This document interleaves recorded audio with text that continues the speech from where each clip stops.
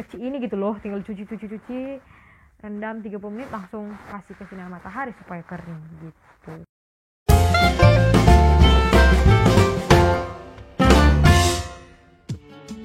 Halo semuanya, kenalin nama aku Deborah Manurung. Di channel ini aku bakal sering sharing ke teman-teman banyak hal, informasi penting seputar lingkungan. So, let's get started. Jadi, beberapa hari yang lalu, mamaku ada nunjukin sepenggal video. Dan di video itu aku melihat ada 2 orang bapak yang sedang ngangkut bergoni-goni limbah masker penutup wajah. Masker penutup wajah ya teman-teman, bukan masker yang untuk memutihkan itu. Nah, jadi aku melihat mereka ngangkut pakai truk. Aku nggak tahu sih itu di daerah mana. Terus waktu mamaku nunjukin itu ke aku, dengan hebohnya dia bilang, "Borah, tengok ini Borah, banyak kali maskernya yang nggak digunakan lagi. Kalau misalnya orang itu jahat, bisa lo langsung orang itu jual lagi. Apalagi di tengah-tengah pandemi kayak gini," gitu kan. Dan aku pun mikir, ini juga ya, sekarang masker harganya mahal, terus semua orang pada nyari gitu ya, apalagi para medis yang berjuang melawan corona di garda terdepan pun itu kekurangan alat pelindung diri seperti masker ini gitu. Kalau masker ini jatuh ke tangan yang tidak tepat, maka penanganannya pun nggak tepat. Kenapa aku bilang kayak gitu? 4 hari yang lalu aku tuh jalan kaki ke Simpang mau beli sesuatu hal yang memang udah habis.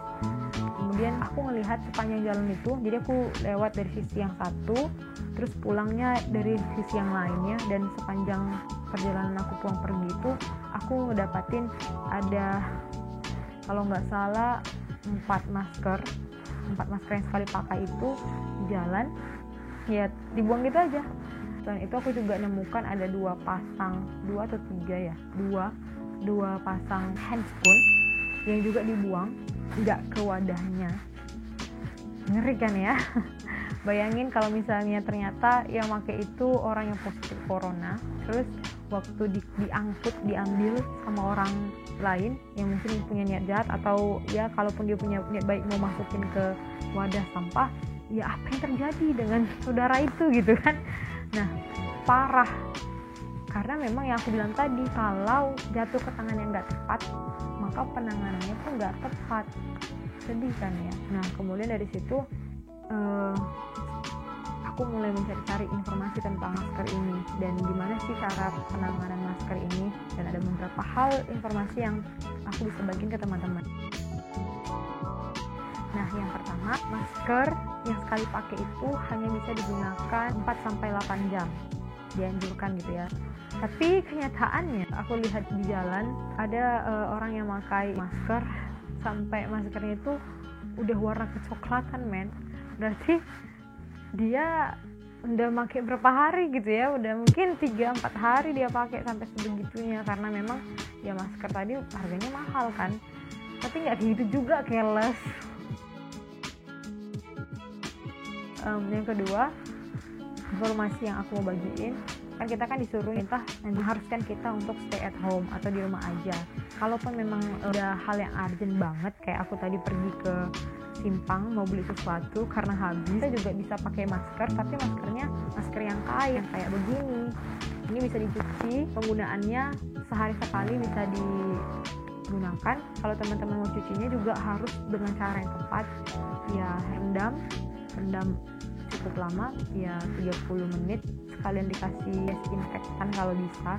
Kemudian cuci bener-bener dan dikeringkan di bawah sinar matahari. Kalaupun misalnya udah dari luar, waktu masuk ke rumah, ya kalau bisa langsung dicuci aja, langsung masukkan aja ke tempat cucian. Kan kecil ini gitu loh, tinggal cuci, rendam 30 menit langsung kasih ke sinar matahari supaya kering gitu.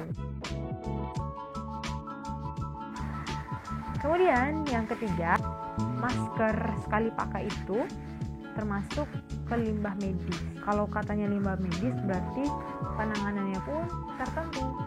Kalau maskernya itu digunakan di rumah sakit bertanggung jawab untuk mengelolanya sesuai SOP lah. Kalau mereka ngirim ke pihak ketiga, ada izinnya tertentu gitu kan. Dan kalaupun mau dibakar melalui insinerator, itu pun harus ada izinnya. Tapi masalahnya Gimana nih kalau misalnya orang yang statusnya ODP dan ia harus diisolasi di rumah? Kan harus pakai masker medis juga dong. Nah, untuk itu penanganan masker medis untuk orang-orang ODP atau yang diisolasi di rumah pun ada cara tersendiri, ada SOP-nya. Nah, pertama teman-teman harus cuci tangan seperti yang dianjurkan 60 detik, yang kayak gini-gini itu dong, ingat kan? Yang kedua, teman-teman contohlah ini tadi masker yang sekali pakai, teman-teman pegang ujungnya pengaitnya ini, jangan pegang di bagian tengahnya, jangan bagian tengah ini. Kenapa? Karena ya balik lagi nanti terjangkit ke tangan kita, terus kita pegang-pegang yang lain lagi, ya kena gitu loh. Nah, kemudian pegang di ujungnya, terus bisa disemprotkan pakai alkohol atau hand sanitizer ya, ini. Kemudian teman-teman bisa lipatnya itu ke bagian dalam ya teman-teman. Kalau tadi ini kayak gini, makanya kayak gini, teman-teman lipatnya ke dalam 3 kali seperti ini. Kemudian teman-teman bisa masukkan ke plastik atau bisa pakai tisu atau kertas, kemudian bisa dimasukkan ke dalam, lipat, kemudian masukkan ke wadah warna merah seperti ini, masukkan ke dalam supaya mengurangi sampah plastik juga.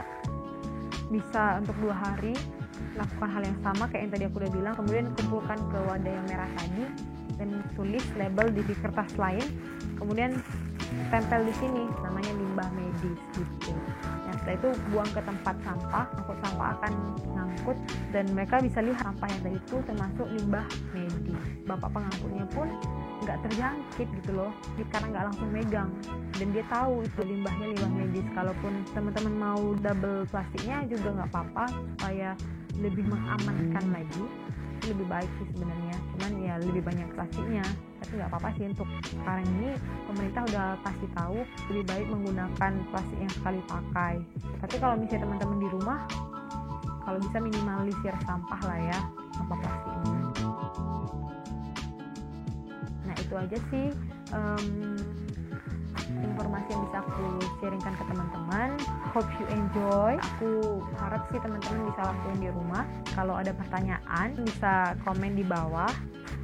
Dan kalau teman-teman suka video ini bisa like dan bisa subscribe, klik tombol merah di bawah, kemudian klik tombol lonceng supaya teman-teman bisa ketinggalan untuk video-video selanjutnya yang aku bagiin seputar lingkungan. See you in the next video. Bye bye. Desinfektan kalau bisa langsung ke insinerator.